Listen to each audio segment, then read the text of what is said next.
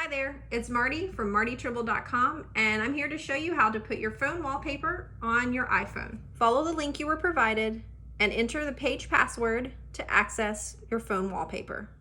And scroll down to find the phone wallpaper you'd like to download.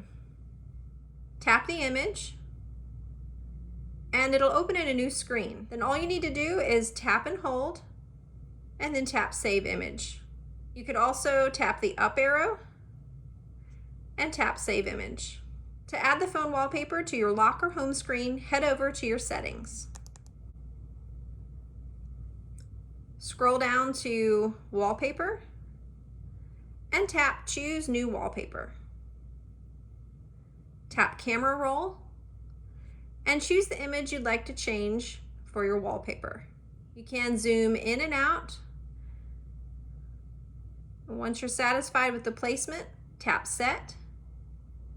And you can choose to set your lock screen, home screen, or both with this image.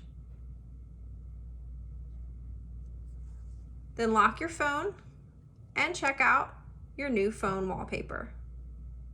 Thanks for watching and enjoy your new phone wallpaper.